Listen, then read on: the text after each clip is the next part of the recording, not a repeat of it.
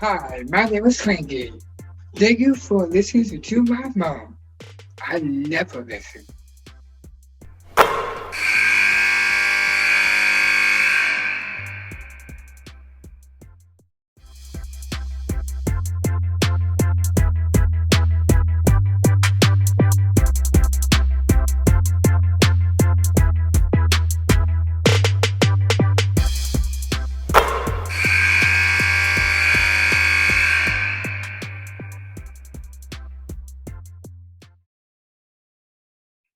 Kelly Bond White, what a thrill it is to have you with us.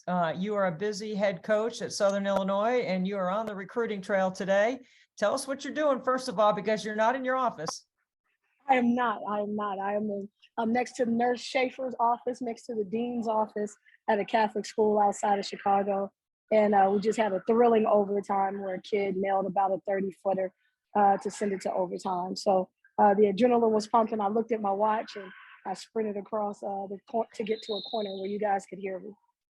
Well, you know something about sprinting because you have been on one big sprint since you agreed to take this job at Southern Illinois. What's it been like for you as a first-year head coach in the Missouri Valley so far? You know what? Nonstop since April. When we got here, we had 5-6 kids on the roster. So we probably didn't have everybody on the roster until September after classes started. And then so you don't get the opportunity to implement your system until we got all those kids there. But since then, we've just been on the run, got the staff assembled, and just been nonstop, just trying to build chemistry, bringing 14 new kids together with only one. Kiera Love was the only one that really got significant minutes. So it's just been a whirlwind, just building the team. Before we talk about your team, I want to talk about your journey a little bit because you have had your name in the mix for a lot of jobs over the years, and you finally decided that this was the one that you wanted to take. Why is that? You know, one of the things that I've been a part of ever since I was a student athlete at Illinois, I've been a part of program building. And so I've watched coaches, Hall of Famers build programs. And the one thing that I've seen from them is that you have to be someplace that truly cares about women's basketball. So I've been very particular over the years. And on top of that, I love my job. I love the freedom Coach Blair gave me. I love the individuals I was working with and the opportunity to fit my family as well once I got married and had a child. So very particular about relocating my family if I didn't believe in something. It was a perfect time to come home to Illinois. I've seen my family. They've been with me for both holidays. They're here with me now, but just being able to have access to them as I have 2 left of my mother's siblings. So as the family starts increasing, Debbie, your priorities change. And it was time for me to spend time, not just long distance and be a checkbook but be able to spend time with my family. You referenced Gary Blair and you referenced family. I think they kind of go together for you because Gary and you have had such a great partnership and relationship over the years, building, as you said, national championships, because you built a national championship power at Texas A&M, and you were a part of that staff that won that national championship in 2011.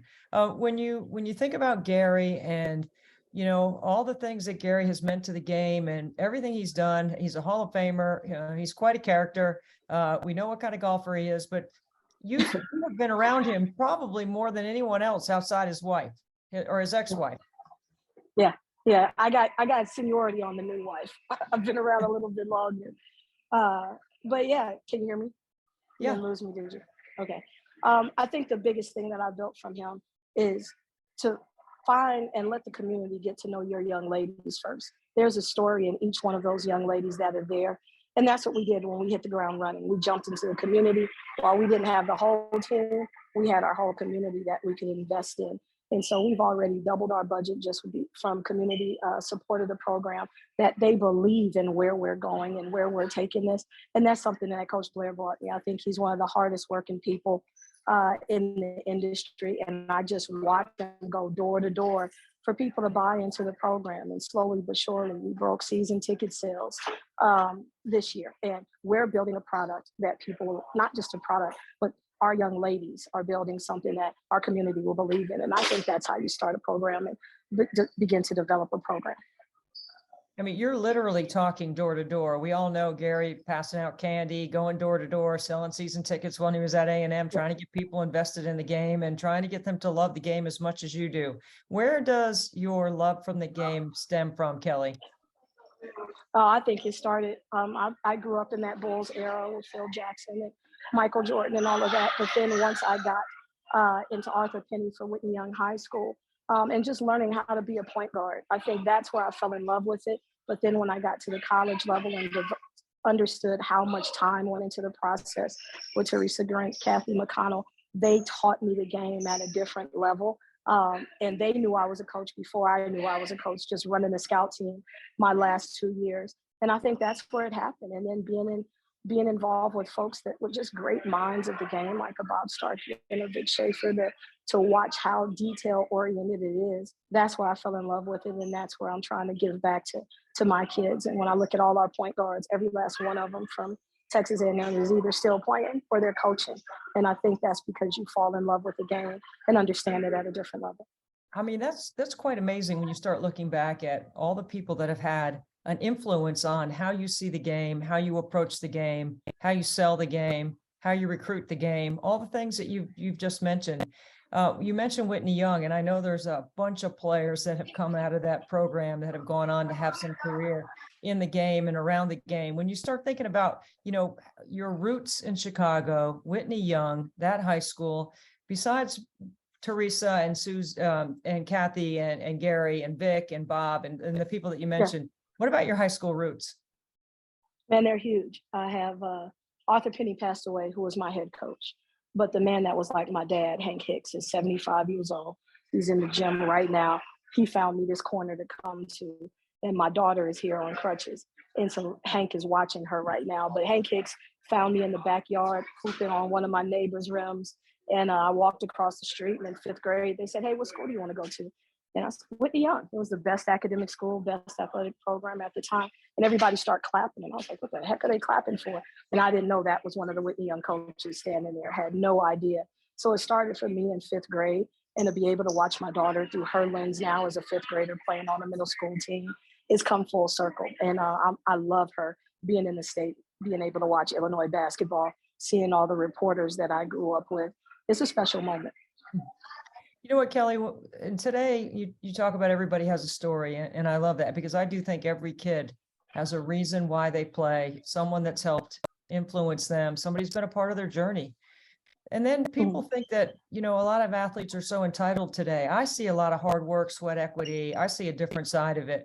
When you think about the way you came up through the game in Chicago, inner city, Whitney Young, and then all the people that have had influence on you, what would you say to your players now about why you need to love the moment that you're in and just enjoy the game and the teammates and do the very best that you can? One of the things that I tell them that I just told them in our locker room standing in Chicago after our last game is you don't have many choices. I didn't have many choices coming out of Chicago. If I wanted to make my life better and be the best player that I couldn't be, I had to be selfish with my dreams. And so one of the biggest things that I tell our kids is you owe yourself this opportunity. You owe yourself to show and really sell out and give and just be the best that you can be without all the excuses, eliminating all the outside noise. Do the work because you owe you. And at the end of the day, you can't control the process. You can't control the outcome, but how you respond to it. If you just do what you're supposed to do, God has a way of opening up many doors for you. And that's what I see in my life. And that's what I'm trying to teach our young ladies as well as my daughter.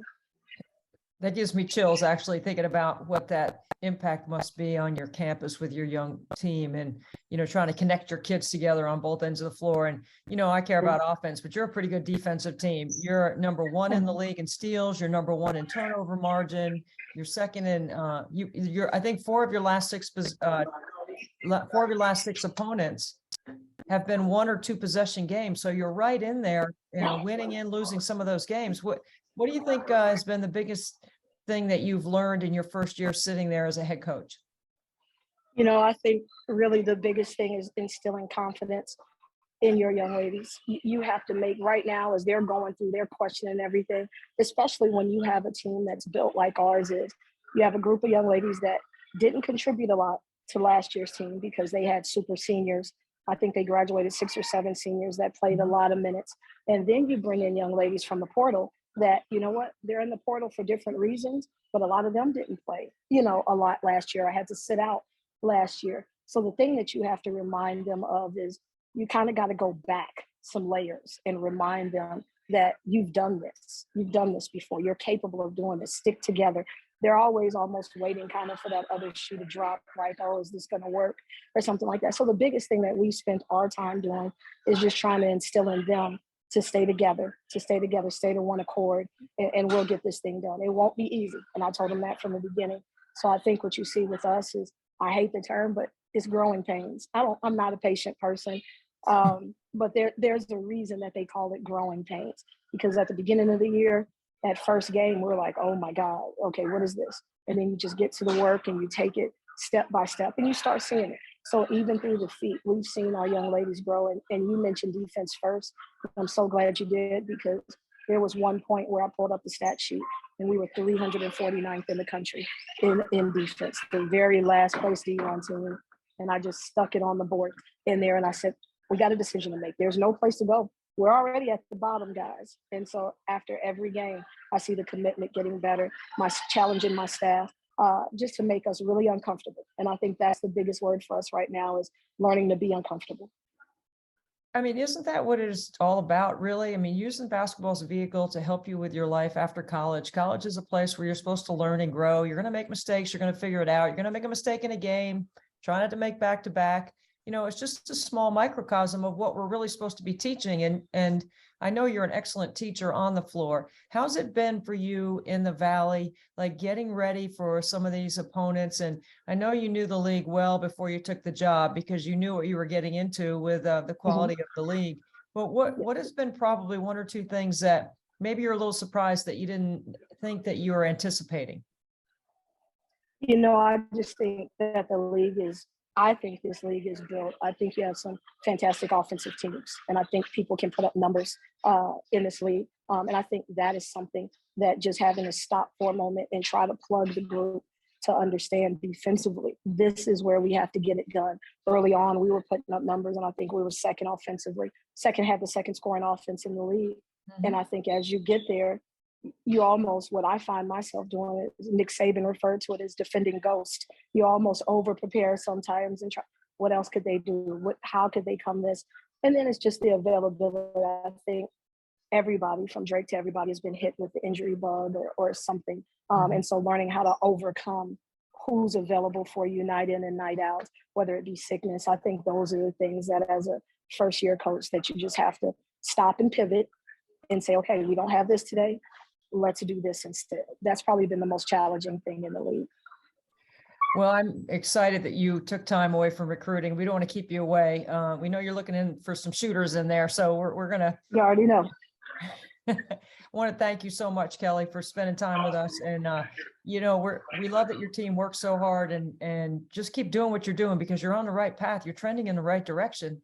And it's exciting to watch what you've been able to do from the beginning of the season to now. Well, I appreciate it. My daughter has my coaching pad, so she's getting all the notes for me. She's already told me who not to recruit and who to recruit. So she knows more than I do at 10 already. You know what?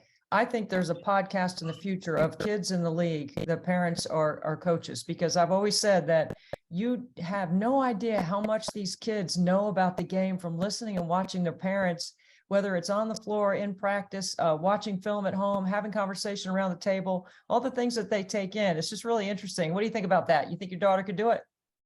She would run it. She would snatch the mic and run with it, be sitting right next to you. She said, Mommy, if they got their hands up, they could get some detentions. And I said, some detentions? They got to get their hands up on defense. Mommy, they get some detentions. I said, deflections, Lauren. She was like, oh, yeah, deflections. I love it. Well, Kelly, thank you so much. You're the best, and I appreciate everything you've done. And congratulations on your success so far.